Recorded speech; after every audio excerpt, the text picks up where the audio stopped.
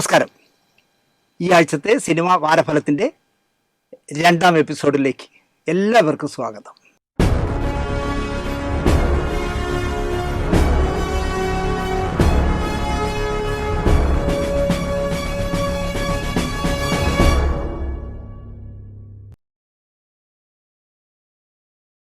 ഓരോരുത്തർ ഓരോ തരക്കാരാണ്.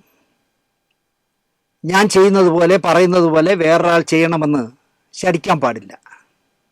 എന്നാലും ഞാൻ പറയാറുണ്ട്, പലരോടും ആണായി ജീവിക്കട, പെണ്ണായി പോരാടണം എന്നൊക്കെ. പലരും കരുതുന്നത് ഇവൻ എന്തിനാ ദിലീപിനായി വക്കാലത്ത് എടുക്കുന്നത് എന്നാണ്. എൻ്റെ ചില സുഹൃത്തുക്കൾ, ചില ബന്ധുക്കൾ തന്നെ എന്നോട് ചോദിക്കാറുണ്ട്, നീ എന്തിനാണ് വേണ്ടാത്ത പുകില് പിടിക്കുന്നത്? എൻ്റെ ബാല്യം പോലെ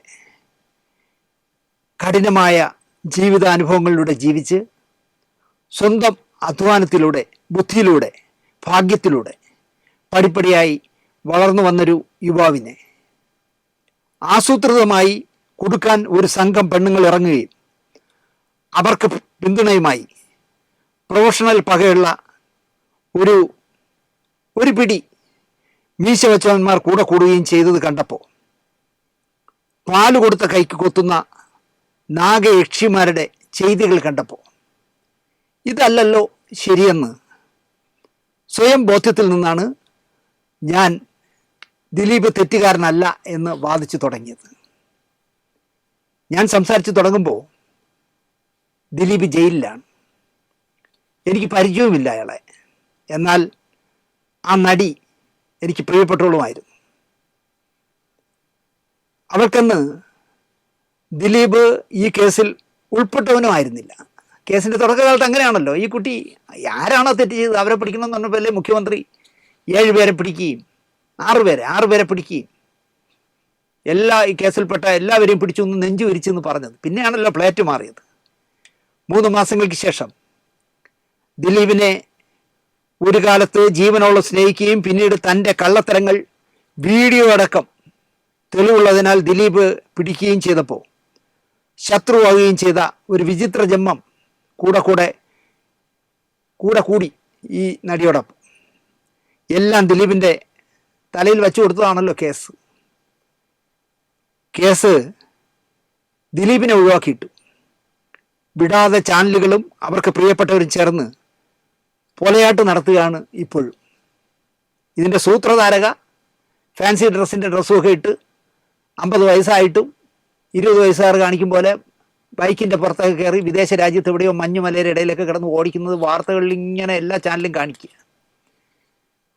ക്രൂരമായ ജന്മമാണ് കേട്ടോ. മലയാള സിനിമയിൽ ആണുങ്ങളിൽ ഇത്രയും ക്രൂരതയുള്ള ഒരാളുണ്ടാവുമെന്ന് ചോദിച്ചാൽ ഞാൻ പറയില്ല. ഹൃദയമില്ലാത്ത ഒരു ജന്മം ഉണ്ടോയെന്ന് ചോദിച്ചാൽ വേറൊരാളിനെ എനിക്ക് ചൂണ്ടിക്കാണിക്കാനില്ല. ഇതിനിടയിലാണ് വിധി വന്ന ദിവസം വിധി പ്രസ്താവം കേൾക്കാനിറങ്ങിയ ദിലീപിൻ്റെ വീടിന് മുകളിൽ ദിലീപിൻ്റെ സമ്മതം വാങ്ങാതെ ഡ്രോൺ പറത്തി ദിലീപ് കാറിൽ കയറുന്നതൊക്കെ ചിത്രീകരിച്ചത്.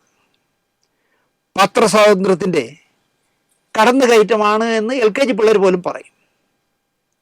തണുത്ത വെള്ളം വെയിലത്ത് വെച്ച് ഒന്ന് അനപ്പ് മാറിയിട്ട്, തിരുവനന്തപുരത്തെ ഭാഷയിൽ പറഞ്ഞാൽ ഒന്ന് അനപ്പ് മാറിയിട്ട്, അതായത് തണുപ്പ് മാറിയിട്ട് കുളിക്കാമെന്ന് ദിലീപിൻ്റെ പ്രായമായ അമ്മയ്ക്കൊരാഗ്രഹം തോന്നിയാൽ അവരെ മോളോ മരുമകളോ ജോലിക്കാരിയോ വീടിൻ്റെ വടക്ക് വശത്ത് വെയിലുള്ള ഭാഗത്തിരുത്തി കുളിപ്പിക്കുകയാണെന്ന് വെച്ചോ.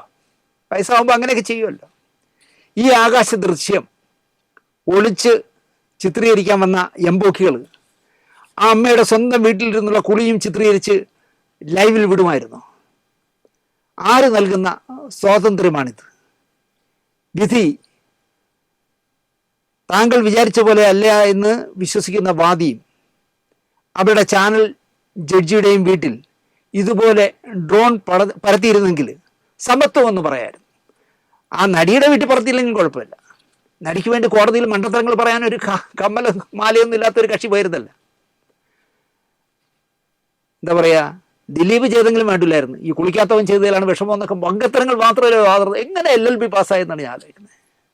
എന്തൊക്കെയോ വിളിച്ചു പറയുന്നു. ഒരു 10 കോടി രൂപയ്ക്ക് മാനനഷ്ട കേസ് കൊടുക്കാവുന്ന അത്രയും ദിലീപിനെതിരെ ആ സ്ത്രീ പറഞ്ഞിട്ടുണ്ട്. പക്ഷെ ദിലീപ് എന്തോ പറയുന്നില്ല. അവരെങ്കിലും വീട്ടിൽ ചെന്ന് ഡ്രോൺ പറത്തണമായിരുന്നു. തോക്കുന്നത് വിധി വിധി വരുതാൻ പോകുന്നു, തോക്കാൻ പോവുകയാണ്, അത് കേൾക്കാൻ പോകുന്ന വക്കീലെത്തി ഇതാ ഇറങ്ങുന്നു എന്നൊക്കെ പറഞ്ഞാൽ അതും കൂടെ ചെയ്തിരുന്നെങ്കിൽ നമുക്ക് ദിലീപിൻ്റെ വീട്ടിൽ ചെയ്തതിനെ ന്യായീകരിക്കായിരുന്നു, സമത്വമായനെ. വിശുദ്ധനാക്കി കൊണ്ട് നടക്കുന്ന പൾസറിൻ്റെ വീട്ടിൽ നിന്നും ലൈവ് ആക്കാത്തത് എന്താ? ഇവർ അവിടെയും കൊണ്ടുവന്ന് ഡ്രോൺ വയ്ക്കായിരുന്നല്ലോ. ഡ്രോൺ രാവിലെ ചെന്ന് പൾസർ കുളിക്കുന്നു, പൾസർ കഴിക്കുന്നു, പൾസർ കാറിൽ കയറുന്നു, വിദേശ ഒരുപാട് കാശ് മുടക്കിയ കാറിൽ കയറുന്നു, പൾസർ ഇതാ പോകുന്നു എന്ന് പറഞ്ഞ് കാണിക്കാത്ത എന്താ? എന്തിനാണ് ഈ ദിലീപിൻ്റെ വീട്ടിൽ അയാളുടെ പെർമിഷൻ ഇല്ലാതെ ഇത് ഷൂട്ട് ചെയ്തത്? ഇതിനെയാണ് ആളെളുപ്പം എന്ന് പറയുന്നത്. തൻ്റെ ജീവിതത്തിൻ്റെ വിധിയാണ് ഇതെന്ന് പറയാൻ പോകുന്നത്, വിധിയാണ് ഇന്ന് പറയാൻ പോകുന്നതെന്ന് ടെൻഷനിൽ കാറിൽ കയറുന്ന ദിലീപിന് എറണാകുളത്തേക്ക് വരുന്ന വഴി അല്ലെങ്കിൽ കലൂരിലേക്ക് വരുന്ന വഴി മൂത്രശങ്ക തോന്നി എന്ന് വെച്ചോളൂ. ഒരിടത്ത് കാറ് നിർത്തി മൂത്രമൊഴിച്ചിരുന്നെങ്കിൽ അതും നീ ലൈവ് ആക്കുമായിരുന്നോടാ മൊട്ട എന്നാണ് എനിക്ക് ചോദിക്കാനുള്ളത്.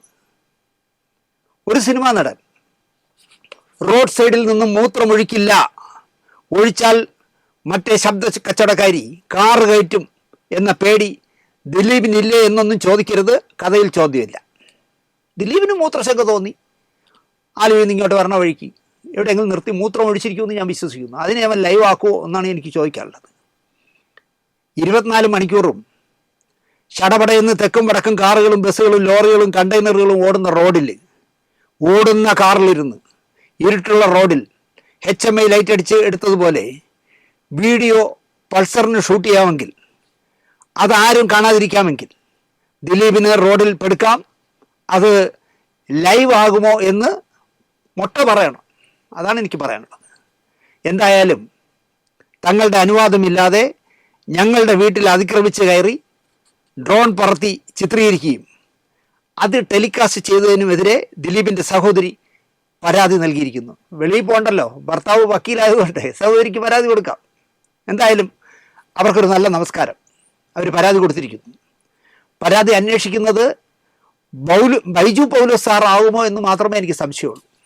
ദാ ബൈജു പൗലോസ് ഈ ദിലീപിൻ്റെ വീട്ടിൽ ഡ്രോൺ പറത്തിയതിനെ നിങ്ങളൊന്ന് ആ ചാനലിനെതിരെ ഒന്ന് അന്വേഷിക്കൂ എന്ന് പറഞ്ഞാൽ കോവിത അങ്ങനെ കൊടുക്കുന്നിടം ഉണ്ട് ഇവിടെ. അതാണ് പ്രശ്നം. പല കേസുകളിലും ഇപ്പോൾ അങ്ങനെയാണ്, പ്രതിയുടെ കയ്യിൽ തന്നെ കൊടുക്കും അന്വേഷിച്ചിട്ട് വരെ. അടുത്ത കഥ, മോഹൻലാലിൻ്റെ അമ്മ എറണാകുളത്ത് ഇളമക്കരയിലെ വീട്ടിൽ മരിച്ചതറിഞ്ഞു. സുകുമാരി ചേച്ചിയെ മോൻ അണ്ണാച്ചിമാരുടെ ശ്മശാനത്തിൽ അടക്കി ജോലി തീർത്തതുപോലെ മോഹൻലാൽ എറണാകുളത്ത് തന്നെ അടക്കാം എന്ന് തീരുമാനിച്ചില്ല. അല്ലെങ്കിൽ തിരുവനന്തപുരത്ത് ജീവിതത്തിലെ നല്ല കാലം മുഴുവൻ ജീവിച്ച കോടിയേരി ബാലകൃഷ്ണനെ മദ്രാസിൽ നിന്ന് തിരുവനന്തപുരത്ത് ഇറക്കാതെ കണ്ണൂർ കൊണ്ടുപോയി സംസ്കരിച്ചതുപോലെ എന്തായാലും മോഹൻലാൽ അത് ചെയ്തില്ല. സുകുമാരി ചേച്ചിയെ ചെയ്തതുപോലും ചെയ്തില്ല, കോടിയേരിയെ ചെയ്തതുപോലും ചെയ്തില്ല. അദ്ദേഹം അവിടുന്ന് അവർ ഏറെ വർഷം ജീവിച്ച മക്കൾ, കുഞ്ഞുങ്ങളായിരുന്ന മക്കൾ വളർന്ന് വലുതായി പ്രശസ്തരാകുന്നതൊക്കെ കാണാൻ കഴിഞ്ഞ ആ ഹിലുവിലേക്ക് തന്നെ കൊണ്ടുവരാൻ തീരുമാനിച്ചു. ഭർത്താവിൻ്റെയും മോൻ്റെയും അടുത്ത് തന്നെ അമ്മയെ കൊണ്ടുവന്ന് അടക്കി. ജന്മം തന്ന വയറിനോടുള്ള അർപ്പണബോധമാണ് മോഹൻലാൽ ആ ചെയ്തിയിലൂടെ കാണിച്ചു തന്നത്. മോഹൻലാലിനെ പറ്റി എന്തെല്ലാം കഥകൾ ആരെല്ലാം പറയും. അദ്ദേഹത്തെ പ്രകോപിപ്പിക്കാവുന്ന, വേദനിപ്പിക്കാവുന്ന എത്രയോ ഉണ്ടയില വെടികൾ ഇവിടെ ജന്മം കൊള്ളുന്നു. വർഷങ്ങൾക്ക് മുമ്പാണെങ്കിലും 4 നാൾ ഈ അമ്മയോടൊപ്പം തിരുവനന്തപുരത്തെ മുടവമുള്ള വീട്ടിൽ ചെലവിടാനായി എന്നതുകൊണ്ടാണോ മോഹൻലാൽ തൻ്റെ അമ്മയെപ്പറ്റി പറയുന്ന കഥകൾ കേട്ടിട്ടുള്ളത്? അതുകൊണ്ടാണോ മലയാളിക്ക് അഭിമാനിക്കാവുന്ന ഒരു അഭിനേതാവിനെ തന്നതിനാലാണോ എനിക്ക് ശാന്തകുമാരി അമ്മയെ ഒരുപാട് ഇഷ്ടമാണ്. രാത്രി എറണാകുളത്ത് നിന്നും തലസ്ഥാനത്ത് എത്തിക്കുമ്പോൾ പോയി കാണാം എന്ന് ആദ്യം കരുതി. പിന്നെ അത് മാറ്റി രാവിലെ തിരക്കാവുന്നതിന് മുമ്പ് പോയി കാണാം എന്നുറപ്പിച്ചു. ഗവർണറും മുഖ്യമന്ത്രിയും ഒക്കെ വരുന്നതിനാൽ പോലീസിൻ്റെ വലിയ വിന്യാസമുണ്ടായിരുന്നു ആ മുടവമോൾ റോഡിൽ. ജനമാണെങ്കിൽ ആർത്തലച്ചുണ്ട്. വണ്ടികളും ഫ്ലെക്സ് ബോർഡുകളും ഒക്കെയായി മുടവമോൾ ഞാൻ ചെല്ലുമ്പോൾ തിരക്കായി തുടങ്ങുന്നതേ ഉള്ളൂ. ഞാൻ ഹില്ലുവിലേക്ക് കയറുമ്പോഴും തിരിച്ചിറങ്ങി വണ്ടിയിൽ കയറുന്നതുവരെയും ഒരു മുഖം അവിടെ ഉണ്ടോ എന്നായിരുന്നു എൻ്റെ അന്വേഷണം. സത്യമായിട്ട് ഞാൻ നേരെ കണ്ടിരുന്ന ഈ ചോദിച്ചനെ തന്നെ വെറുതെ ഉണ്ടാക്കി കളഞ്ഞല്ലേ എന്ന് ഞാൻ ചോദിച്ചെന്നെ. കഴിഞ്ഞ ഒരാഴ്ചക്കിടയിൽ 4-5 പേർ എനിക്ക് അയച്ചു തന്ന ഒരു വീഡിയോ ചിത്രത്തിലെ മുഖത്തെയാണ് ഞാൻ അവിടെ പരതിയത്. മോഹൻലാലിൻ്റെ അച്ഛൻ്റെ അനുജൻ്റെ മകൻ എന്ന് അവകാശപ്പെടുന്നതാണ് ആ രൂപം. ജയിലർ സിനിമയിൽ അഭിനയിച്ചതിന് മോഹൻലാലിന് 8 കോടി രൂപ ശമ്പളം കിട്ടി. അത് വാങ്ങിയതിനെയാണ് ഈ മാന്യദേഹം അതിനെതിരെയാണ് സംസാരിക്കുന്നത്. മോഹൻലാലിന് 8 കോടി കിട്ടിയോ 6 കോടി കിട്ടിയോ 10 കോടി കിട്ടിയോ എന്ന് മോഹൻലാലിന് അറിയാമായിരിക്കും, അദ്ദേഹത്തിൻ്റെ അക്കൗണ്ടൻ്റ് സനലിന് അറിയാമായിരിക്കും, ആൻ്റണി പെരുമ്പാവൂരിന് അറിയാമായിരിക്കും. അദ്ദേഹത്തിൻ്റെ ഭാര്യയും മക്കൾക്കും പോലും അറിയാൻ ഇടയില്ല. ദയാനിധിമാരൻ്റെയും മറ്റേ 2 മാരന്മാരുണ്ടല്ലോ, അവരിലൊരാളാണല്ലോ ഇതെടുത്തത്, സൺ പിക്ചേഴ്സ്. അപ്പോൾ അവർക്കും അറിയാമായിരിക്കും, അവരുടെ അക്കൗണ്ടന്റിനും അറിയാമായിരിക്കും. ഈ വെള്ളമടിച്ച് ബോധമില്ലാതെ നടക്കുന്ന തീപ്പെട്ടി അടുത്തൂടെ കൊണ്ടുപോയാൽ കത്തിപ്പോകുന്ന രീതിയിലാണ് ഈ ജമ്മ നിൽക്കുന്നത്. ഇവൻ എങ്ങനെ അറിഞ്ഞു എന്നാണ് ഞാൻ ആലോചിക്കുന്നത്. ഈ 8 കോടി രൂപ മോഹൻലാൽ വാങ്ങിച്ചു എന്ന് വളരെ ആധികാരികമായാണ് സംസാരിക്കുന്നത് ഈ വീഡിയോയിൽ. എനിക്കത് അത്ഭുതം തോന്നി. ഇതെങ്ങനെ ഇയാൾക്ക് കിട്ടിയെന്ന് 8 കോടി വാങ്ങിച്ചെന്ന്. ചിലപ്പോൾ മോഹൻലാൽ വാങ്ങിച്ചത് 10 കോടിയായിരിക്കാം, ചിലപ്പോൾ രജനീകാന്തിൻ്റെ പടം കൊണ്ട് ഫ്രീ ആയിരിക്കാം, അല്ലെങ്കിൽ മാരന്മാർക്ക് തോന്നിക്കാണും ഇദ്ദേഹത്തിന് 25 കോടി കൊടുത്തേക്കാം. അതിന് ഇവൻ എന്താ എന്നാണ് ഞാൻ ആലോചിക്കുന്നത്. എന്നിട്ട് ഇടയ്ക്കിടയ്ക്ക് അവൻ പുട്ടിന് പീര ഇടുമ്പോൾ പറയുന്നുണ്ട്, ഞാൻ മോഹൻലാലിൻ്റെ അച്ഛൻ്റെ അനിയൻ്റെ മോനാണ് എന്ന് സ്വയം പരിചയപ്പെടുത്തുന്നു. സത്യം പറഞ്ഞാൽ മോഹൻലാലിൻ്റെ അച്ഛനും മോഹൻലാലിനും ആ കുടുംബത്തിനും നാണക്കേടാണ്. അടിച്ച് അതിൽ കരളകുമ്പൊന്നും ഇല്ലാന്ന് തോന്നുന്നു, പിരുന്ന് നിൽക്കുക. എന്നിട്ട് ഇടയ്ക്കിടയ്ക്ക് പറയും ഞാൻ മോഹൻലാലിൻ്റെ അച്ഛൻ്റെ അനിയൻ്റെ മോനാണ് എന്ന് പറഞ്ഞിട്ടാണ് ഈ ശ്രീനിവാസൻ യാത്രക്കാരുടെ ഇഷ്ടത്തേക്ക് എന്ന് പടത്തിൽ പറഞ്ഞല്ലോ, എൻ്റെ അച്ഛന് നല്ല കാലം വരുത്തണേ എന്ന് പറഞ്ഞ് തല പൊട്ടിത്തെറിക്കണേ എന്ന് പറയുമ്പോൾ പറയണേ. 8 കോടി രൂപ വാങ്ങിയിട്ട് മോഹൻലാൽ ജയിലർ എന്ന് പറഞ്ഞ പടത്തിൽ മോശമായിട്ടാണ് അഭിനയിച്ചത്. ഇവനെ കൊണ്ട് ഇനി അഭിനയം പഠിപ്പിക്കണം, ഇവൻ പഠിപ്പിച്ചു കൊടുക്കും കേട്ടോ, നല്ല ട്രെയിനറാണ്. മോഹൻലാലിന് അഭിനയിക്കാൻ അറിഞ്ഞൂടാന്നാണ് പറഞ്ഞത്. ജയിലറിൽ വളരെ മോശമായിപ്പോയി എന്നാണ് പറയുന്നത്. പക്ഷെ വിനായകന് കഴിവുണ്ട്. പക്ഷേ പുള്ളി മോശമായ ഒരു ജാതിയാണെന്ന് പറഞ്ഞ് എല്ലാവരും കളിയാക്കും. ആരെങ്കിലും വിനായകനെ ജാതി പറഞ്ഞ് കളിയാക്കിയിട്ടുണ്ടോ? അയാളുടെ വെള്ളം അടിച്ചു കഴിഞ്ഞാൽ കൺട്രോൾ പോകുന്നതിനെ കുറിച്ച് എല്ലാവരും പറയാറുള്ളൂ. പക്ഷേ ഇവൻ അതിൽ ജാതിയെ പിടിച്ചാണ് കളിക്കുന്നത്. ഇവൻ ജാതി ചിന്തിച്ച് നടക്കുന്ന ഒരു അലവലാതിയായിരിക്കാം. വിനായകന് കഴിവുണ്ട്, പക്ഷേ പുള്ളി മോശമായ കേരളത്തിൽ ഏത് ജാതിയാണ് മോശം? അവനവൻ്റെ ജാതിയെക്കുറിച്ച് ആത്മാഭിമാനം ഉണ്ടാവണം. സഖാവെന്ന് വിളിക്കാൻ പാടില്ല, മഹാത്മാ അയ്യങ്കാളി എൻ്റെ നാട്ടുകാരനാണ്. അദ്ദേഹം ആത്മാഭിമാനത്തോടെയാണ് ഞാൻ പുലയ സമുദായത്തിൽ ജനിച്ചവൻ എന്ന് ജീവിതകാലം അഭിമാനത്തോടെയാണ് ജീവിച്ചത്. ഇപ്പോൾ പുന്നല്ല ശ്രീകുമാർ, വെള്ളാപ്പള്ളി നടേശൻ്റെ കൂടെ ആയാലും സുകുമാരൻ നായരുടെ കൂടെ ആയാലും പുന്നല്ല ശ്രീകുമാർ തല ഉയർത്തി പിടിച്ചല്ലേ ഇരിക്കുന്നത്. അത് അയാളുടെ ജാതിയെ അയാൾ അംഗീകരിക്കുന്നതുകൊണ്ടാണ്. പക്ഷെ ഇവൻ പറയുന്നത് മോശമായ ഒരു ജാതിയാണെന്ന്. വിനായകൻ്റെ മോഹൻലാലിന് 8 കോടി കൊടുക്കേണ്ട കാര്യം എന്താണെന്നാണ് ഈ പൊട്ടൻ ചോദിക്കുന്നത്. മാരൻ സഹോദരന്മാരിൽ ഇഷ്ടം പോലെ കോടികളുണ്ട്, അവർ ഇഷ്ടപ്പെട്ടവർക്ക് വാരിക്കോരി കൊടുക്കും. ലാലിനും കൊടുത്തിരിക്കാം. മോഹൻലാലിന് ഒരു പ്രസക്തിയും ഇല്ല ജയിലറിൽ എന്നാണ് പറയുന്നത്.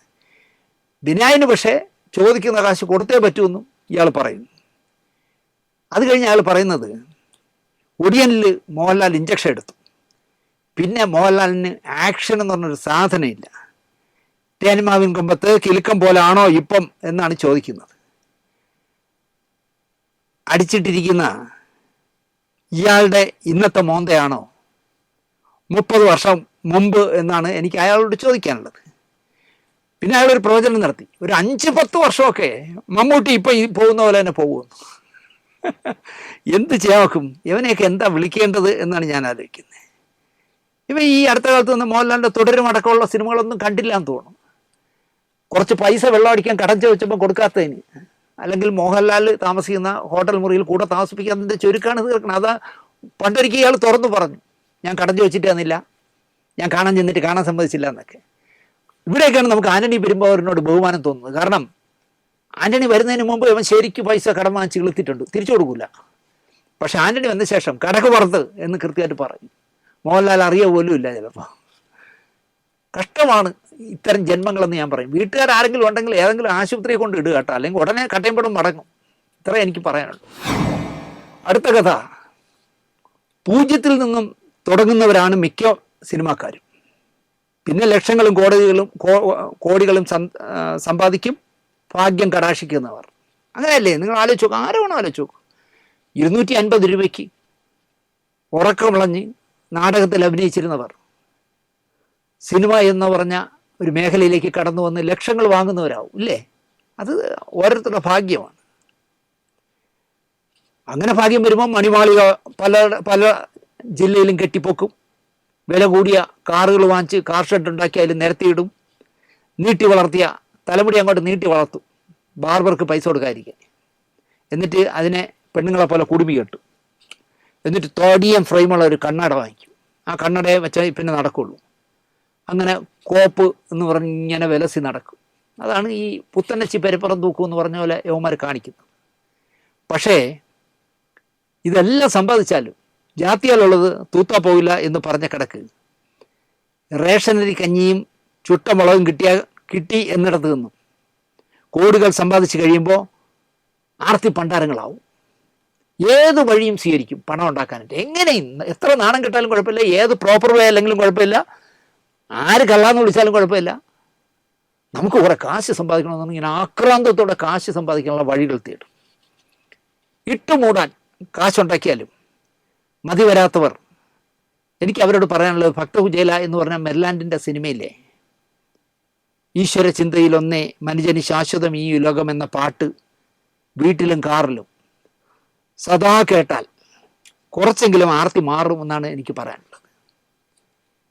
രാവിലെ എണീക്കുമ്പോഴായിരിക്കുന്നേ താൻ ചത്തു എന്ന ബോധം വരുന്നത്. ആ ബോധം പോലും ഇല്ല ഈ യവന്മാർക്ക് എന്നാണ് ഞാൻ പറയുന്നത്. രാവിലെ എണീക്കുമ്പോഴേ അയ്യോ ഞാൻ ചത്തുപോയാ എന്നറിയണത്, ഉറക്കത്തില്ലെങ്കിൽ ചത്തുപോകും. അപ്പം പിന്നെ ഈ കോടികൾ സമ്പാദിച്ചു വെച്ചിട്ട് വല്ല കാര്യമുണ്ടോ? പക്ഷെ അങ്ങനെ ചിന്തിക്കാത്തവരാണ് സിനിമയിൽ അധികവും. ഞാൻ ചാവൂല, ബാക്കി എല്ലാവരും ചാവും എന്ന് വിചാരിക്കും. ഒരുത്തൻ പാൻ ഇന്ത്യൻ നടനായിട്ടും കന്നഡ തെലുങ്ക് സിനിമകൾ ആരെങ്കിലും മലയാളത്തിലേക്ക് മൊഴി മാറ്റുന്നു എന്നറിഞ്ഞാൽ അപ്പോൾ വിളിക്കും, ഞാൻ എൻ്റെ ടീമിനെ കൊണ്ട് ഭംഗിയായി ചെയ്തു തരാം, കഴിഞ്ഞ പടം മറ്റവൻ എത്രയ്ക്കാണ് ചെയ്തത് എന്ന് കേൾക്കും. അപ്പോൾ അവർ എമൗണ്ട് പറയും, എന്നാൽ അതിൽ നിന്ന് 50,000 കുറച്ച് തന്നാൽ മതി, ഞാൻ ചെയ്തു തരാമെന്ന് പറഞ്ഞു വായിക്കും. ഇവന് കോടികൾ പ്രതിഫലം വാങ്ങുന്നവനാണ്. ഒരുത്തൻ്റെ കഞ്ഞിയിൽ പാറ്റയെ പിടിച്ചിട്ട് അതും കൂടെ അടിച്ചുകൊണ്ട് പോകണ പണിയാണ് ഇതെന്ന് ഞാൻ പറയണ്ടല്ലോ. വേറൊരുത്തനാണെങ്കിൽ ഡേറ്റ് കൊടുക്കുമ്പോഴേ പറയും, എൻ്റെ 4 കാറുണ്ടേ, സെറ്റിൽ ഓടിക്കണം, ലോൺ എടുത്ത് ഒരു കാറെടുത്ത് കുടുംബം പോറ്റാം എന്ന് കരുതി സിനിമയിൽ കാർ ഓടിക്കാൻ വരുന്ന 4 കുടുംബങ്ങളുടെ കഞ്ഞിയിലാണ് യവൻ പാറ്റ പിടിച്ചിരുന്നത്.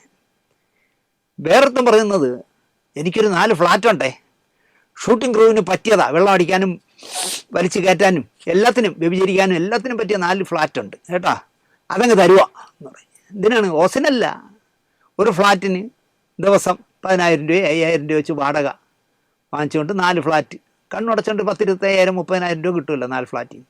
അപ്പോൾ 100 ദിവസം ഷൂട്ടിംഗ് ഉണ്ടെങ്കിൽ എത്ര രൂപയായി നിങ്ങൾ ആലോചിച്ച് നോക്കി. നായകനായതുകൊണ്ട് നിങ്ങളുടെ ഫ്ലാറ്റ് വേണ്ടാന്ന് പറയാനും പറ്റില്ല. ഇങ്ങനെ ദിവസവും ഒരു 10,000-50,000 ഒപ്പിക്കാൻ എന്ത് നാറിയ പണിയും ഇവന്മാർ കാണിക്കും. ആഹാരം വിളമ്പുന്ന പാത്രങ്ങൾ, അവിടെ ഷൂട്ടിംഗ് ക്രൂവിനൊക്കെ ഇരിക്കാനുള്ള കസേര, ഗ്യാസ് കുറ്റി, അടുപ്പ് മുതലൊക്കെ മിക്കവാറും പ്രൊഡക്ഷനുകൾ ദിവസ വാടകയ്ക്കാണ് എടുക്കുന്നത്. അങ്ങനെ ദിവസ വാടകയ്ക്ക് കൊടുത്ത് 2,500 രൂപ കൈപ്പറ്റുന്ന നാറികളും മലയാളത്തിലെ വലിയ താരങ്ങളായി നടപ്പുണ്ട് എന്നാണ് ഞാൻ അറിഞ്ഞത്. ഞാൻ ഇങ്ങനെയൊക്കെ ചെയ്യുമ്പോൾ എൻ്റെ വില പോകുന്നു എന്നോ ഒരുത്തൻ്റെ അന്നം ഞാൻ മുടക്കുകയാണ് എന്നോ ചിന്തിക്കാതെ എനിക്കെങ്ങനെ 1000 രൂപ ഏറ്റവും കുറഞ്ഞത് ഒപ്പിക്കാമെന്നാണ് അവന്മാരെല്ലാം ചിന്തിക്കുന്നത്. അട്ടയെ പിടിച്ച് മെത്തേ കിടക്കില്ല, അതാണ് പ്രശ്നം. വേറെ ചിലരാണെങ്കിൽ ബ്രാൻഡ് അംബാസഡർ, പരസ്യാഭിനയം ഒക്കെയാണ്. താൻ പരസ്യം ചെയ്യുന്ന സ്ഥാപനത്തിൻ്റെ ക്വാളിറ്റി ചിന്തിക്കുക പോലുമില്ല. വർഷത്തിലൊരു 5 കോടി ഇങ്ങ് പോരട്ടെ എന്നുള്ള ഒറ്റ ചിന്തയേ ഉള്ളൂ. ഭർത്താവ് നഷ്ടപ്പെട്ട ഒരു കഥാപാത്രമാണ് ഒരു സിനിമയിലെന്ന് വെച്ചോളൂ. ഭർത്താവ് നഷ്ടപ്പെട്ട കഥാപാത്രം കരഞ്ഞ് കലങ്ങി തകർത്ത് അഭിനയിക്കുന്നതിനിടയിലാവും, നമ്മളിങ്ങനെ ആകാംക്ഷയോടെ ഇങ്ങനെ വിഷമത്തോടെ കണ്ടുകൊണ്ടിരിക്കുന്നതിനിടയിലാവും ആ ഭർത്താവില്ലാത്ത ഭാര്യയായിട്ട് അഭിനയിച്ച ആ സ്ത്രീ അഭിനയിച്ച നല്ല തരിയുള്ള പശുവിൻ്റെ നെയ്യര പരസ്യത്തിൽ അഭിനയിക്കുന്നത് ആലോചിച്ച് നോക്കി. പിന്നെ ആ സിനിമയുടെ ബാക്കി കാണാൻ നമുക്ക് തോന്നുമോ? തരിയുള്ള നെയ്യ് ആലോചിച്ച് നോക്കിയേ. ഞാൻ ആരെന്ന് പറയണ്ടല്ലോ. അയ്യോ, ഏത് കൂതറ പരസ്യത്തിൽ കയറി അഭിനയിച്ചളെ. അത് തൻ്റെ കരിയറിനെ ബാധിക്കും എന്നുള്ള ഒരു പ്രശ്നമില്ല. കാറ്റുള്ളപ്പോൾ തൂറ്റുക, എങ്ങനെയെങ്കിലുമൊക്കെ കുറേ കോടികൾ ഒപ്പിക്കുക, അതാണ് ഇപ്പോഴത്തെ. അല്ലാതെ ജയഭാരതിയും ഷീലയും ശാരദയും വിധുബാലയൊക്കെ കാണിച്ചിരുന്ന ഒരു ആത്മാർത്ഥതയും ഒരു കൂതറകൾക്കും ഇപ്പോൾ ഇല്ല എന്നുള്ളതാണ് സത്യം. ഇതൊക്കെ ഇപ്പോൾ ഓർമ്മിപ്പിച്ചത് നടൻ ജയസൂര്യയാണ്. ഒരു സാധാ സ്വർണ്ണപ്പണിക്കാരൻ്റെ മകനായി 50 രൂപ കിട്ടുന്ന ജൂനിയർ ആർട്ടിസ്റ്റായി തുടങ്ങിയ ആളാണ് ജയസൂര്യ. അതുകൊണ്ട് തന്നെ അയാളെ എനിക്ക് ബഹുമാനമാണ്. ഇപ്പോൾ കോടികൾ പ്രതിഫലം വാങ്ങുന്ന നായകനാണ്. പക്ഷേ ക്യാ ഫൽ ഹേ എന്ന് എനിക്ക് ചോദിക്കാനുള്ളൂ. ഒരു ബ്രാൻഡ് അംബാസഡറായി ഒരു തല്ലിപ്പൊളി പറ്റിപ്പ് സ്ഥാപനത്തിൽ ചെന്ന് കൂടി ആളുകളെ പറ്റിക്കാൻ പ്രേരിപ്പിച്ചതിന് EDയുടെ ഓഫീസിൽ 2 തവണ കയറി എന്ന് ജയസൂര്യ പറയുന്നു. അല്ല, നിങ്ങളെ 3 തവണ കയറ്റി എന്ന് മറ്റുള്ളവർ പറയുന്നു. ഞാൻ വെല്ലുവിളിക്കുന്നു, ഞാൻ 3 തവണ കയറിയിട്ടില്ല, 2 തവണയെ കയറിയിട്ടുള്ളൂ എന്നാണ് ഇയാൾ പറയുന്നത്. ഇവിടെ എനിക്കൊരു പഴയ കഥ ഓർമ്മ വരുന്നു. ഒരാളൊരു ജംഗ്ഷനിൽ നിന്ന് അഭിമാനത്തോടെ പറഞ്ഞു, എന്നെ ഒരു പെണ്ണുമ്പിള്ളയും എൻ്റെ ദേഹത്ത് അടിച്ചിട്ടില്ല. അപ്പോൾ അടുത്തുനിന്ന് ആൾ ചോദിച്ച്, ആരും അടിച്ചിട്ടില്ലേ? ആരും അടിച്ചിട്ടില്ലേ എന്ന് ചോദിച്ചാൽ ഒരു മീൻ കച്ചവടക്കാരി പാളയെടുത്ത് ഒരു അടി അടിച്ച് എന്ന് പറയുന്ന പോലെയാണ് ജയസൂര്യ തർക്കിക്കുന്നത്. ED എന്നെ 3 പ്രാവശ്യം ക്വസ്റ്റ്യൻ ചെയ്തില്ല, 2 പ്രാവശ്യമേ ക്വസ്റ്റ്യൻ ചെയ്തുള്ളൂ. ഇല്ലടാ, നീ 3 പ്രാവശ്യം പോയി. ഇല്ല, ഞാൻ 2 പ്രാവശ്യമേ പോയുള്ളൂ. എന്തിനാ പോയത്? അച്ചുകുട്ടി കഞ്ഞി കുടിക്കാൻ പോയാണ്. EDയുടെ മുമ്പേക്ക് ചെന്ന് ഇരിക്കുമ്പോൾ സൂക്ഷിക്കുക, കള്ളപ്പണമൊക്കെ ചിലപ്പോൾ വെളുക്കും, അവരതും കൂടെ കയറി കിണ്ടും. ഇങ്ങനെ എന്താ പറയുക, ഉണ്ടാക്കി വയ്ക്കുന്ന ഒളിച്ചു വയ്ക്കുന്ന സാധനങ്ങളൊക്കെ ED പൊക്കും ചിലപ്പോൾ, അതും കൂടെ ഓർത്തോ. ഒരു കഥ. അടുത്തത്, ഞാനൊരു ദൃഢനിശ്ചയം എടുത്തതാണ്. ശബ്ദം വിറ്റ് ജീവിക്കുന്ന അവരെ പറ്റി ഒരക്ഷരം ഇനി പറയില്ല. അത് പറയാൻ കാര്യം, അവർ മുഖ്യമന്ത്രിക്ക് ഒരു ആത്മഹത്യാ കുറിപ്പ് കൊടുത്തു. ഞാൻ സൈബർ പോലീസ് സ്റ്റേഷനിൽ ചെന്നപ്പോൾ അവിടുത്തെ ഒരു വനിതാ പോലീസുകാരി എന്നോട് പറഞ്ഞു, അവർ മുഖ്യമന്ത്രിക്ക് ഞാൻ ആത്മഹത്യ ചെയ്യുകയാണെങ്കിൽ ദിനേശ് ആയിരിക്കും കാരണക്കാരൻ. ഞാൻ അവർക്ക് ആത്മഹത്യയാവുന്ന ഒന്നും അതിൽ എഴുതിയിട്ടില്ല, ഒന്നും പറഞ്ഞിട്ടില്ല ചാനലിൽ. ഞാൻ അന്ന് ഈ ആത്മഹത്യാക്കുറിപ്പ് കൊടുത്ത സമയത്ത് ഞാൻ പറഞ്ഞത് സത്യസന്ധമായ ചില കാര്യങ്ങളാണ്. നിങ്ങൾ ദിലീപും മഞ്ജു വാര്യരും കാണിക്കുന്ന മാന്യതയെങ്കിലും കാണിക്കണം. നിങ്ങളുടെ ജീവിതത്തിൽ നിന്നും ഒഴിഞ്ഞുപോയ ഭർത്താവിനെയോ മുൻ കാമുകനെയോ ഇങ്ങനെ ചാനലുകളിൽ ചെന്നിരുന്ന് ആക്ഷേപിക്കരുത്. ഇത്രയും പറഞ്ഞതിനാണ് ആത്മഹത്യാക്കുറിപ്പ് കൊടുത്ത് മുഖ്യം. പിന്നെ മുഖ്യമന്ത്രിക്ക് പെണ്ണുങ്ങളുടെ കത്ത് കിട്ടിയാൽ ഇരിക്കപ്പെടുത്തിയില്ലല്ലോ, അപ്പോൾ തന്നെ എടുത്ത് സൈബർ പോലീസിന് കൊടുക്കുന്നു. ആ ദിനേശിൻ്റെ തല വെട്ടാവും, കമ്മ്യൂണിസ്റ്റ് തേങ്ങ വെട്ടാൻ്റെ തല എന്ന് പറഞ്ഞ് എടുത്തു കൊടുത്തു. സൈബർ പോലീസുകാർ എന്നെ വിളിച്ചു, ഞാൻ ചെന്നു. ഇപ്പോൾ 7-8 വർഷമായി കോടതിയിൽ കയറി ഇറങ്ങുന്നു. അത് ആകെപ്പാടെ എനിക്കുള്ള ബുദ്ധിമുട്ട് അത് മാത്രമാണ്. പക്ഷേ ഈ സൈബർ പോലീസ് സ്റ്റേഷനിലെ വനിതാ പോലീസുകാരി എന്നോട്, എന്തിനാണ് നിങ്ങളുടെ കഥയൊക്കെ സ്ഥിരമായി കാണുന്ന ആളാണ് ഞാൻ, എന്ത് രസമായി നിങ്ങൾ സിനിമാ കഥകൾ പറയുന്നു, അത് പോരെ, ഇവരെ പറ്റി ഒന്നും പറയരുത്, അവർ ആത്മഹത്യാക്കുറിപ്പൊക്കെ കൊടുക്കുക എന്ന് പറഞ്ഞാൽ മോശമല്ലേ എന്നുള്ള. ഞാൻ അന്നൊരു തീരുമാനം എടുത്തു. ഞാൻ ആരും വീട്ടിൽ വന്നിട്ട് ഡ്രസ്സ് പോലും ഊരിയില്ല. വന്നിടം തന്നെ സിന്ധുവിൻ്റെ പറഞ്ഞു, സിന്ധു എനിക്ക് ഫോണിലൊരു 3-4 മിനിറ്റുള്ള ക്ലിപ്പിങ്സ് എടുത്ത് തരുമെന്നിട്ട് അവളെടുത്തു തന്നു. ഞാൻ എൻ്റെ ഗൗരവമൊക്കെ കണ്ടപ്പോൾ അവളും വരണ്ടു പോയി. ഞാനതിൽ പറഞ്ഞു, ഞാൻ കാരണം ലോകത്ത് ഒരു സ്ത്രീയും ആത്മഹത്യ ചെയ്യേണ്ടി വരില്ല. കാരണം ഞാൻ അങ്ങനെ ഒരു പ്രിൻസിപ്പിളിൽ ജീവിക്കുന്ന ആളാണ്.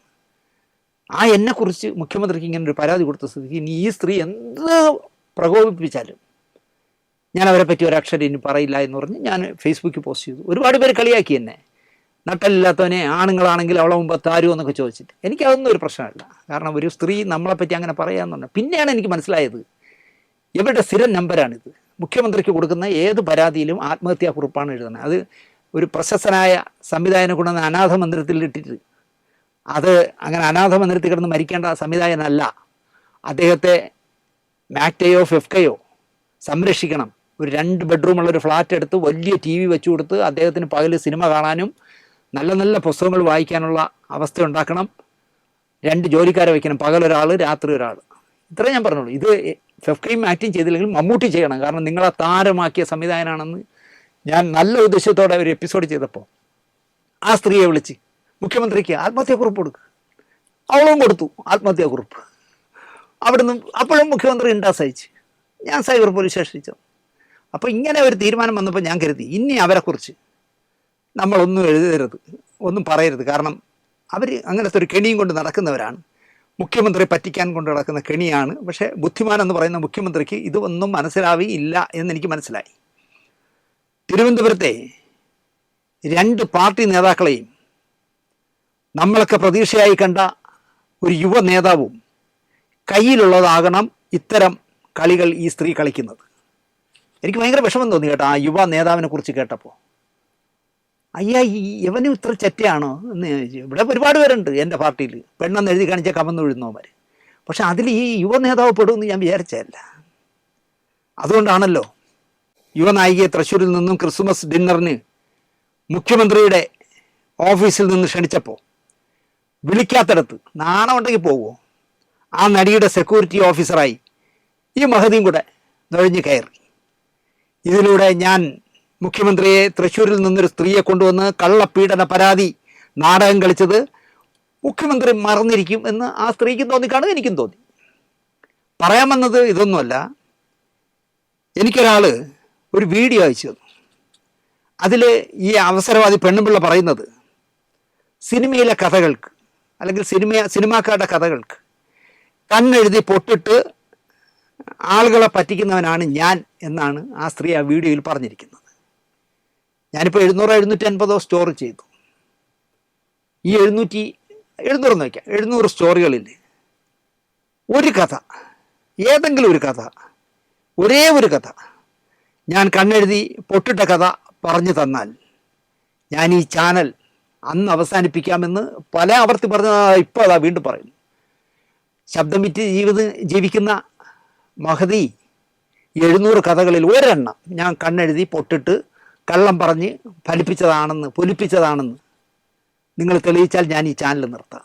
നിങ്ങളെപ്പോലെ ആ ശാന്തിവിള ദിനേശ് എന്ന് പറഞ്ഞ ഒരുത്തമുണ്ടല്ലോ, അന്തരിച്ച യേശുദാസിനെയും MT വാസുദേവൻ നായരെയൊക്കെ കളിയാക്കുന്ന എന്ന് പറഞ്ഞ നിങ്ങളെപ്പോലെ വങ്കത്തരം വിവരക്കേടും പറയുന്ന ആളല്ല ഞാൻ. കാരണം ഞാൻ പള്ളിക്കൂടത്തിൽ പോയിട്ടുണ്ട്. അപ്പോൾ എനിക്ക് പറയാനുള്ളത്, ഞാൻ അറിയുന്ന കഥകളിൽ പകുതിയും ഞാൻ ഉപേക്ഷിക്കാറാണ് പതിവ്. സത്യസന്ധമായി പറയുകയാണ്. ഞാനടക്കം വലിയ പ്രതീക്ഷയോടെ കാണുന്ന ഒരു യുവ നേതാവ്, നേരത്തെ പറഞ്ഞ യുവ നേതാവ് നാളെ നല്ലൊരു മന്ത്രിയോ പാർട്ടി സംസ്ഥാന സെക്രട്ടറിയോ ആകും എന്ന് ഞാൻ വിചാരിച്ചിരുന്ന ആ യുവ നേതാവ് ഈ ഭവതിയുടെ മണിമന്ദിരത്തിൽ ശയിക്കാൻ വന്നപ്പോൾ ജോലിക്കാരി ഒരു ബുദ്ധിമുട്ടായി. അപ്പോൾ ആ ജോലിക്കാരിയോട് പറഞ്ഞു, പോയി പാൽക്കായം വാങ്ങിച്ചുകൊണ്ടിരാൻ. ഈ പാൽക്കായം കുട്ടികൾക്ക് വയറിന് കേടന്ത വരുമ്പോൾ ഉപയോഗിക്കുന്നതാണെന്നാണ് ഞാൻ അറിഞ്ഞിട്ടുള്ളത്. എനിക്കറിയില്ല, ഞാൻ കഴിച്ചിട്ടില്ല. പാൽക്കായം വാങ്ങിക്കാൻ പറഞ്ഞു വിട്ടു. അതും ഇവിടെ എവിടെ നിന്നും വാങ്ങണ്ട, ചാലി ചെന്ന് വാങ്ങിക്കാൻ പറഞ്ഞു. പാവം ആ സ്ത്രീ പൊരി വെയിലത്ത് ബസ്സിൽ കയറി കിഴക്കേക്കോട്ടയിൽ ഇറങ്ങിയിട്ട് ചാല മുഴുവൻ നടന്നു അങ്ങാടിക്കട അന്വേഷിച്ച് പാൽക്കായം വാങ്ങിക്കാൻ. കാരണം അത്രയും മണിക്കൂർ അവിടെ വേണം വീട്ടിൽ. ഞാൻ കഥയായി കണ്ണെഴുതി പൊട്ടിട്ട് എന്നല്ല, സാധാ കഥയായി പോലും ഞാൻ ഈ പാൽക്കായ കഥ പറഞ്ഞിട്ടില്ല. ഇപ്പോൾ ഒരു ഉദാഹരണത്തിന് പറഞ്ഞു കൊടുത്തതാണ്. എൻ്റെ കയ്യിൽ വരുന്ന പാൽക്കായ കഥ അടക്കം ഞാൻ അങ്ങോട്ട് പറയാൻ തുടങ്ങിയാൽ വാട്ടർ ഗേറ്റ് പോലെ ഇരിക്കും. ഒരു 100 കഥ എൻ്റെ കയ്യിലുണ്ട്. ഞാൻ നേരത്തെ മുമ്പൊരിക്കൽ ഒരു കാര്യം പറഞ്ഞില്ലേ, ഒരുത്തൻ്റെ ദേഹത്ത് മുഴുവൻ കരിയോയിലൊഴിച്ച് മനഃപൂർവ്വം അവനെ കൊല്ലാൻ ശ്രമിച്ച് പുറത്ത് വാടക ഗുണ്ടകൾ നിൽക്കുന്നത് കൊണ്ട് അവൻ ബുദ്ധിമാനായതുകൊണ്ട് അവൻ തിരിച്ചടിച്ചില്ല. 3 താടകകൾ അവനെ കരിയോയിലൊഴിച്ചിട്ട് വിളിക്കാവുന്ന തെറി മുഴുവൻ അമ്മയ്ക്ക് ചേർത്ത് വിളിച്ചു. എന്നിട്ട് ശബ്ദധാരാവലിയെ തേങ്ങയൊക്കെ എടുത്ത് എറിയുന്നുണ്ട്. അവൻ ആ ശബ്ദധാരാവലി എടുത്ത് ഇവളെയൊക്കെ തലയിൽ അടിച്ചു കൊടുത്തിരുന്നെങ്കിൽ അപ്പം തീർന്നെ, അല്ലെങ്കിൽ കഴുത്തെങ്കിലും ഓടിഞ്ഞന്നെ. പക്ഷെ അവൻ ചെയ്തില്ല. അവൻ ബുദ്ധിമാനായതുകൊണ്ട് പുറത്ത് നോക്കുമ്പോൾ വാളോ കുന്തോ വെട്ടുകൊത്തിയൊക്കെ വെച്ചുകൊണ്ട് ഇരിക്കുന്ന ഗുണ്ടകളാണ് കാറിൻ്റെ ഡ്രൈവറായിട്ട് വന്നിരിക്കുന്നത്. അതുകൊണ്ടാണ് ചെയ്യാത്തത്. എന്നിട്ട് ഇവിടെ അറസ്റ്റ് വാറണ്ട് വന്നപ്പോൾ മുങ്ങി. ആലപ്പുഴയിൽ ഒരു വലിയ ഹിറ്റായ സൂപ്പർ ഹിറ്റായ ഒരു സിനിമയുടെ നിർമ്മാതാവ്, മാന്യനായി കഴിയുന്ന ഒരു നിർമ്മാതാവിൻ്റെ വീട്ടിൽ പോയി ഒളിച്ചു. അയാൾക്കാണെങ്കിൽ ഇറക്കി വിടാനും നിവർത്തിയില്ല. പേപ്പറിലും TV യിലൊക്കെ നോക്കുമ്പോൾ പോലീസ് വല വിരിച്ചിരിക്കുന്നത് എവിടെ, ഏതോ കുളത്തിൽ. ഇവിടെ ആലപ്പുഴയില്ല. അങ്ങനെ 3-4 ദിവസം അവിടെ കഴിഞ്ഞു. വീട്ടിൽ ദാമ്പത്യ കലഹം ഉണ്ടാകുന്ന അവസ്ഥയെത്തി. 4-ാം ദിവസം അയാളിൽ നിന്ന് മദ്രാസിലേക്കുള്ള ഒരു ഫ്ലൈറ്റ് ടിക്കറ്റ് അയാളെ കൊണ്ടെടുപ്പിച്ച്. ആലോചിക്കുക, അയാൾക്ക് ശിക്ഷ കൊടുത്തത് അയാൾ മാന്യമായിട്ട് അവിടെ താമസിക്കാൻ സമയം കൊടുത്തതിന്. ആ കഥയടക്കം ഞാനിങ്ങനെ കഥകൾ പറയാൻ തുടങ്ങിയാൽ എൻ്റെ ഒരു 1000 കഥ ഇരിപ്പുണ്ട് എന്നാണ് എനിക്ക് ഈ കണ്ണെഴുതി പൊട്ടെഴുതുന്ന ആളിനോട് പറയാനുള്ളത്. ഞാൻ കണ്ണെഴുതിയും പൗഡർ ഇടുകയും ഒന്നും ചെയ്യാറില്ല. ഞാൻ സത്യസന്ധമായ കൊടുക്കാവുന്ന കഥകളെ പറയാറുള്ളൂ, അല്ലാത്തത് ഞാൻ പറയാറില്ല. എനിക്ക് വിശ്വാസമുള്ളതേ കൊടുക്കൂ. യുവ നേതാവിനെ എവിടെയെങ്കിലും വെച്ച് കണ്ടാൽ മുഖത്ത് നോക്കി ഞാൻ പറയും, തനിക്ക് എന്തിൻ്റെ കേടാണെന്ന്.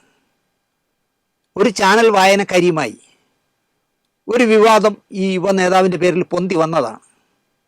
ആരുടെയോ ഭാഗ്യത്തിന് അത് കത്തിയില്ല. കാരണം ഇയാളെ എല്ലാവരും വിശ്വസിക്കുന്നുണ്ടായിരിക്കാം അത് കള്ള വാർത്തയാണെന്ന് പറഞ്ഞ് വിട്ടത് അല്ല എന്ന് എനിക്കിപ്പോൾ തോന്നുന്നു.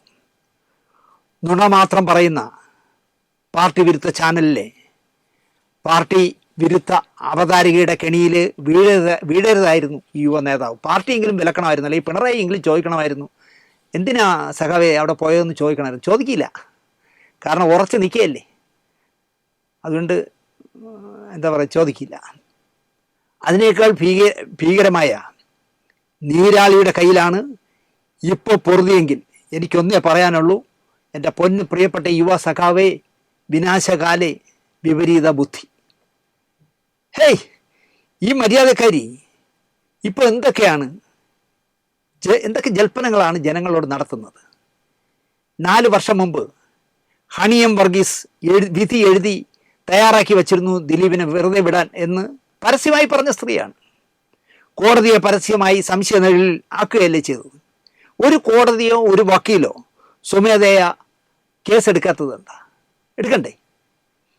ദിലീപിൻ്റെ ഒറ്റ പടം ഓടില്ലത്രേ. ഒറ്റ പടത്തിനാരും ഇപ്പോൾ വിളിക്കാത്ത ചേച്ചിയാണ് ഇത് പറയുന്നത്. ഒറ്റ പടത്തിന് ഇപ്പോൾ വിളിക്കാറില്ലല്ലോ, വോളണ്ടറി റിട്ടയർമെൻ്റ് അല്ല, കടക്ക് പുറത്ത് എന്ന് പറഞ്ഞ് ഡബ്ബിൽ നിന്ന് പുറത്താക്കി. അവർ പറയാണ് ദിലീപിൻ്റെ ഒറ്റ പടം ഓടാൻ സമ്മതിക്കില്ലാന്ന്. പിന്നെ ഇവരൊക്കെ അറിഞ്ഞൂടാത്ത വേണ്ട, ഞാൻ പറയുന്നില്ല. താങ്കളുടെ പാർട്ടി അധികാരത്തിൽ വന്നാൽ അതിജീവിതമാർക്ക് നീതി ലഭിക്കില്ല എന്നാണ് പറയുന്നതെന്ന് അടൂർ പ്രകാശിനോട് പറയുന്നു. അടൂർ പ്രകാശേ, ഈ അടൂർ പ്രകാശിൻ്റെ പാർട്ടിയിലെയാണ് കവടിയാറിൽ മത്സരിച്ച് മേയറാവാൻ നിന്നത്. ഇപ്പോൾ അയാളെ തള്ളി, കോൺഗ്രസിനെയും തള്ളി. ഇപ്പോൾ കമ്മ്യൂണിസ്റ്റാണ്, മൊത്തം കമ്മ്യൂണിസ്റ്റാണ്, എല്ലാവരും കമ്മ്യൂണിസ്റ്റാണ്. വഴിയെ പോണ വഴിപാടുകളെല്ലാം കമ്മ്യൂണിസ്റ്റാണല്ലോ. അപ്പോൾ അയാളുടെ അടൂർ പ്രകാശിനോട് പറയുകയാണ്, താങ്കളുടെ പാർട്ടി അധികാരത്തിൽ വന്നാൽ അതിജീവിതമാർക്ക് നീതി ലഭിക്കില്ല എന്ന് ഇദ്ദേഹം പ്രസ്താവിക്കുകയാണ്. ഈ സ്ത്രീ പൾസർ സുനിയുടെ മൊഴി ഇല്ലായിരുന്നെങ്കിൽ 8ാം പ്രതി അതിജീവിതയെ ആശ്വസിപ്പിച്ച് നാടകം കളിക്കില്ലായിരുന്നത്രേ. എല്ലാവരെയും എന്നെ പ്രഖ്യാപിക്കുകയാണ് കേട്ടോ. പൾസർ സുനി എന്ന് പറഞ്ഞ സത്യസന്ധൻ ഗാന്ധിജിയുടെ ചെറുമോൻ പറഞ്ഞതുകൊണ്ട് മാത്രമാണ്, പൾസർ സുനി എന്ന് പറഞ്ഞ മഹാൻ പറഞ്ഞതുകൊണ്ടാണ്. ആ മഹാത്മാവ് പറഞ്ഞില്ലായിരുന്നെങ്കിൽ അതിജീവിതയെ ആശ്വസിപ്പിച്ച് ഇപ്പോഴും ദിലീപ് നടന്നനെ എന്നാണ് ഇവർ പറയുന്നത്. 1711 പേജിൽ വ്യക്തമായി കോടതി വിധി നമുക്ക് വായിക്കാം. പക്ഷെ അതിനൊരൊറ്റ പ്രശ്നമുള്ളത്, വിദ്യാഭ്യാസം വേണം, വിവരം വേണം, കോമൺ സെൻസ് വേണമെങ്കിൽ ആ വിധി വായിക്കാൻ പറ്റും. ഈ കേസ് വിചാരണ നടത്തി വിധി പറഞ്ഞ ഹണിയം വർഗീസ് എന്ന ന്യായാധിപയെ, സത്യസന്ധയായ ഒരു ജുഡീഷ്യൽ ഓഫീസറെ കരിവാരി തേക്കുന്ന പ്രസ്താവനകളാണ് തുടരെ ഈ മാന്യദേഹം ചെയ്തുകൊണ്ടിരിക്കുന്നത്. ഈ പെണ്ണുമ്പിള്ള ദിവസവും എന്തൊക്കെയാണ് വച്ച് കാച്ചുന്നത് എന്ന് നിങ്ങൾക്ക് ഞാൻ പറഞ്ഞു തരേണ്ട കാര്യമില്ല. ദിലീപിനെതിരെ തെളിവില്ലാത്തതുകൊണ്ട് കേസ് ശിക്ഷിക്കാൻ സാധ്യതയില്ല എന്ന് മനസ്സിലാക്കി പ്രോസിക്യൂഷനുമായി ജഡ്ജി സഹകരിക്കുന്നില്ല എന്ന കാരണം പറഞ്ഞ് പണി നിർത്തി പോയവരാണ്. പ്രോസിക്യൂഷനെ സഹായിക്കുക എന്നതല്ല, കോടതിയെ സംബന്ധിച്ചിടത്തോളം പ്രോസിക്യൂഷനെയും പ്രതിയെയും 2 കക്ഷികളായല്ലേ കോടതിക്ക് കാണാനാവൂ എന്ന് പോലും ഈ പെണ്ണുപിള്ളയ്ക്ക് അറിയില്ല. ഇപ്പോഴത്തെ പുതിയ നമ്പർ എന്താണെന്ന് ചോദിച്ചാൽ, ഇനിയും നീ ദിലീപിനെതിരെ സംസാരിച്ചാൽ മുഖത്ത് ആസിഡ് ഒഴിക്കുമെന്ന് ഗൾഫിൽ നിന്ന് ആരോ ഭീഷണിപ്പെടുത്തുന്നു എന്നാണ്. 100% കള്ളമായിരിക്കും. ഈ സ്ത്രീയൊന്നും അങ്ങനെ ആക്കും വരട്ടാനൊന്നും പറ്റില്ലെന്നേ. വാർന്ന തെറി വിളിക്കുന്ന സ്ത്രീ ആര് വരട്ടാൻ? ഞാൻ പറയുന്നത്, മുഖ്യമന്ത്രി എത്രയും പെട്ടെന്ന് അവർ പറയുന്ന ആ ഫോൺ നമ്പർ എഴുതി വാങ്ങി അത് അന്വേഷിക്കണം. സൈബർ അവരുടെ മുഖത്ത് ആസിഡ് ഒഴിക്കുമെന്ന് പറഞ്ഞു എന്നാണ് പറഞ്ഞത്. 100% കള്ളമായിരിക്കുമെന്ന് ഞാൻ പറയുന്നു. ഇതും മുഖ്യമന്ത്രിയുടെ ശ്രദ്ധ നേടാനുള്ള പണിയാണ്. പണി പാലും വെള്ളത്തിൽ വരുന്നുണ്ട് കോടതിയിൽ എന്നാണ് ഞാൻ അറിഞ്ഞത്. നല്ല രസമായിരിക്കും. ഒരു നല്ല കേസ് വരുന്നുണ്ട് പാലും വെള്ളത്തിൽ. വാച്ച് കെട്ടട്ടെ അല്ലേ? ഒരു കഥ കൂടെ പറഞ്ഞ് അവസാനിപ്പിക്കാം. 1996 ജനുവരി 26 തിയേറ്ററിലെത്തിയ ഒരു ഇന്ത്യൻ സിനിമയുണ്ട്. ശേഖർ കപൂർ സംവിധാനം ചെയ്ത ബാൻഡിറ്റ് ക്യൂ. പൂലാൻ ദേവി എന്ന കൊള്ളക്കാരിയുടെ ജീവിതകഥ പറഞ്ഞ സിനിമയായിരുന്നു ബാൻഡിറ്റ് ക്യൂ. പൂലാൻ ദേവിയായി അഭിനയിച്ചത് സീമ ബിശ്വാസ് എന്ന് പറഞ്ഞ നാടകരംഗത്തെ പ്രശസ്തയായ ഒരു നടിയാണ്. സീമയെ മലയാളിക്ക് അറിയാം. ജയരാജിൻ്റെ ശാന്തം എന്ന് പറഞ്ഞ സിനിമയിൽ IM വിജയൻ്റെ അമ്മയായിട്ട് അഭിനയിച്ചത് സീമ ബിശ്വാസാണ്. ബാൻഡിറ്റ് ക്യൂനും ശാന്തവും കൂടെ കണ്ടാൽ നമ്മൾ ഞെട്ടിപ്പോവും. അജഗജാന്തര വ്യത്യാസമുണ്ട് രണ്ട് പടത്തിലെയും അവരുടെ വേഷങ്ങൾ. ഈ ശാന്തം എന്ന് പറഞ്ഞ ചിത്രത്തിൽ എൻ്റെ പ്രിയപ്പെട്ട തൃക്കൊടിത്താനം സച്ചിദാനന്ദൻ വർഗീയ ഗുണ്ടയായി അഭിനയിച്ചിട്ടുണ്ട്. ഭീഷണിപ്പെടുത്തുകയൊക്കെ ചെയ്യുന്നു. നല്ല ഷാർപ്പായിട്ട് നോക്കി ഭീഷണിപ്പെടുത്തുന്ന ഒരു വേഷം ചെയ്തിട്ടുണ്ട്. ബാൻഡിറ്റ് ക്യൂൻ, ഗുഡ് നൈറ്റ് മോഹനാണ് കേരളത്തിലെ വിതരണമെടുത്തത്. തിരുവനന്തപുരത്ത് പത്രക്കാർക്കായി സെൻസർ ചെയ്യാത്ത ബാൻഡിറ്റ് ക്യൂൻ ധന്യ തിയേറ്ററിൽ പ്രദർശിപ്പിച്ചു. ഒരു വിദേശ സിനിമയോട് കിടപിടിക്കാവുന്ന മേക്കിംഗ്, സീമ വിശ്വാസ് എന്ന നടിയുടെ മനോഹരമായ വേഷം. ഈ ചിത്രത്തിലെ ഒരു സീനിൽ പൂർണ്ണ നഗ്നയായിട്ട് നൂൽ ബന്ധമില്ലാതെ സീമ വിശ്വാസ് കിണറ്റിൻകരയിൽ വച്ച് ബലാത്സംഗം ചെയ്യപ്പെടുന്ന ഒരു സീനുണ്ട്. എല്ലാം കഴിഞ്ഞ് ഉപേക്ഷിച്ചു പോയ ബാൻഡിറ്റ് ക്യൂൻ കിണറ്റിൽ നിന്നും വെള്ളം കോരി തലയ്ക്കൊഴിച്ചിട്ട് വീട്ടിലേക്ക് മടങ്ങുന്ന മനോഹരമായ ഒരു സീനുണ്ട്. നഗ്നത നമുക്ക് പലപ്പോഴും പൂർണ്ണ നഗ്നതയിൽ കണ്ടാൽ ഒരു ഇറച്ചിക്കട പോലെ തോന്നാം. ഇതങ്ങനെയല്ല, മനോഹരമായ സീനാണ്. ഞാനിപ്പോഴും ആലോചിക്കുന്ന ആ ലോങ് ഷോട്ടിൽ അവർ നടക്കുന്ന ആ ഗ്രാമത്തിൻ്റെ ഭംഗിയുള്ള ആ സീനൊക്കെ ഇപ്പോഴും എൻ്റെ മനസ്സിലുണ്ട്. സെൻസർ കട്ട് ചെയ്യുകയായിരുന്നോ, ഗുഡ് നൈറ്റ് കട്ട് ചെയ്തതാണോ എന്നെനിക്കറിയില്ല. അത് സിനിമ തിയേറ്ററിൽ വന്നപ്പോൾ കട്ട് ചെയ്ത് കളഞ്ഞു. പത്രക്കാർക്ക് ബ്രോഷർ അടക്കം തന്നിരുന്നു. ഞാനത് കുറേ കാലം സൂക്ഷിച്ചും വച്ചിരുന്നു. 1996 അപ്പോൾ 30 വർഷമായി. ബാൻഡിറ്റ് ക്യൂനായ സീമ വിശ്വാസ് ശാന്തത്തിൽ മുണ്ടും നേരിയൊന്നും ചൂടി. IM വിജയൻ്റെ അമ്മയായത് എനിക്ക് വിശ്വസിക്കാൻ തോന്നിയില്ല. കവിർപ്പനമായിട്ട് നിൽക്കുന്ന കണ്ടാൽ കേരളത്തിലെ അതൊരു സ്ത്രീ എന്നേ തോന്നുള്ളൂ. പൂർണ്ണ നഗ്നയായ സീമയെ നഗ്നതയുടെ കണ്ണിൽ കാണാൻ ആർക്കും തോന്നുമായിരുന്നില്ല, ബാൻഡിറ്റ് ക്യൂൻ കണ്ടിട്ടുള്ളവർക്ക്. അതവരുടെ അഭിനയ ശൈലിയും ശേഖർ കപൂറിൻ്റെ മിടുക്കുമായിരുന്നു. ഇപ്പോൾ ശേഖർ കപൂറിനെയും സീമ വിശ്വാസിനെയും ബാൻഡിറ്റ് ക്യൂനെയും പറ്റി ഓർമ്മിപ്പിച്ചത് ബ്ലസ്സിയുടെ തന്മാത്രയിൽ അഭിനയിച്ച മീര വാസുദേവ് എന്ന മോഡൽ, പഴയ മോഡൽ, തന്മാത്രയിലെ ഒരു സീനിനെ പറ്റി ഓർമ്മിപ്പിച്ചതുകൊണ്ടാണ്. തന്മാത്രയിൽ മോഹൻലാലിൻ്റെ രമേശൻ മറവി രോഗത്തിൻ്റെ ആരംഭം കുറിച്ചു എന്ന് ബോധ്യമാക്കുന്നത് അയാൾ ഭാര്യ ലേഖയുമായി ഒരു നാൾ ബന്ധപ്പെടുമ്പോൾ രമേശൻ ചുമലിൽ ഒരു പല്ലിയെ കാണും. അതിലേക്ക് തൻ്റെ ശ്രദ്ധ പോകുമ്പോൾ തൻ്റെ അടിയിൽ കിടക്കുന്ന ലേഖയെ പോലും അയാൾ മറന്നുപോകും.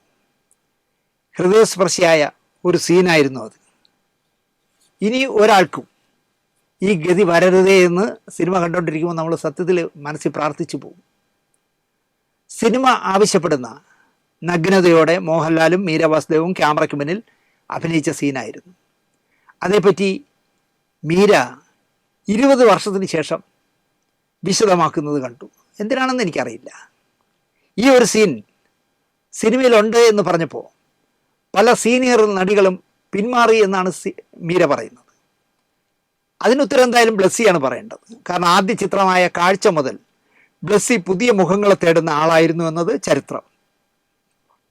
ഷൂട്ടിംഗ് ക്രൂവിൽ ആവശ്യമുള്ളവർ മാത്രം മതി എന്ന് മീര പറഞ്ഞതും നഗ്നതകൾ മറയ്ക്കാനായിട്ട് സമ്മതിച്ചു എന്നൊക്കെയാണ് ഇപ്പം മീര പറയുന്നത്. പൂർണ്ണ നഗ്നതയിൽ ബന്ധപ്പെടുന്ന സീനിൽ തൻ്റെ നഗ്നത മറയ്ക്കാൻ സമ്മതിച്ചു എന്ന് പറഞ്ഞാൽ എന്താണ് മീര അർത്ഥമാക്കുന്നത് എന്നെനിക്കറിയില്ല. എന്തായാലും മോഹൻലാൽ പൂർണ്ണ ന്യൂഡായിട്ട് തന്നെയാണ് അയാളോടെ ആ റൂമിനകത്ത് നിന്നതും അഭിനയിച്ചതും ഒക്കെ. മോഹൻലാലിന് പിന്നെ അതൊരു പ്രശ്നമല്ലല്ലോ. എന്തായാലും രണ്ടുപേരും അഭിനയിച്ചു നന്നായി. എന്നിട്ട് ആ സീൻ സിനിമയിൽ നിന്ന് തൂക്കിക്കളയുകയും ചെയ്തു. ബ്ലസ്സി പിന്നെ എടുത്തൊരു പടമാണ് കളിമണ്ണ്. അതിൽ ശ്വേതാ മേനൻ്റെ ലൈവ് പ്രസവം ചിത്രീകരിച്ചു, തൂക്കിക്കളഞ്ഞു. ഇതൊന്നും സിനിമയിൽ ഉപയോഗിക്കില്ല, പക്ഷേ ഷൂട്ടിംഗ് സമയത്ത് ഇതെല്ലാം ഷൂട്ട് ചെയ്യും. അതെന്തിനാണെന്ന് എനിക്ക് മനസ്സിലാവുന്നില്ല. പിന്നെ എന്തിനാ ഇത്രയും കഷ്ടപ്പെട്ട് ഇതൊക്കെ ഷൂട്ട് ചെയ്തത് എന്ന് ബ്ലസ്സിക്ക് മാത്രമേ അറിയാവൂ. എനിക്ക് തോന്നുന്നത് വാർത്താ പ്രാധാന്യം നേടാൻ വേണ്ടി മാത്രമായിരിക്കും ബ്ലസ്സി ഇങ്ങനത്തെ നമ്പറുകൾ കാണിക്കുന്നത്. മോഹൻലാലും മീര വാസുദേവും പൂർണ്ണ നഗ്നയായി കിടപ്പറ രംഗത്തിൽ അഭിനയിച്ചു എന്ന് പറഞ്ഞ് വലിയ വാർത്തയാക്കുമ്പോൾ അത് കാണാമെന്ന് പറഞ്ഞ് ചാടിക്കയറും ആളുകളെന്ന് വിചാരിച്ചാണ്. കളിമണ്ണിൽ ശ്വേതാ മേനൻ്റെ ഒറിജിനൽ പ്രസവം ലൈവായി ചിത്രീകരിക്കുന്നു, ഇന്ത്യൻ സിനിമയിൽ ആദ്യമാണ് എന്നൊക്കെ പറഞ്ഞ് വാർത്ത കൊടുക്കും. അത് കാണാമെന്ന് പറഞ്ഞ് കയറും, തൂക്കിക്കളെ. അങ്ങനെ ആയിരിക്കും പറ്റിയത്. എന്തായാലും മീര വാസുദേവിനെ പോലെ കഥാപാത്രത്തിന് ആവശ്യം വേണ്ട നഗ്നതയോടെ അഭിനയിക്കാൻ തയ്യാറായ ആ നടിക്ക് ഒരു നല്ല നമസ്കാരം പറഞ്ഞുകൊണ്ട് ഈ എപ്പിസോഡ് നിങ്ങൾക്ക് ഇഷ്ടപ്പെട്ടിരിക്കുമെന്ന് വിശ്വസിച്ചുകൊണ്ട് 1ഉം 2ഉം എപ്പിസോഡ് നിങ്ങൾ കണ്ടിരിക്കുമെന്ന് വിശ്വസിച്ചുകൊണ്ട് നിർത്തുന്നു. നന്ദി, നമസ്കാരം.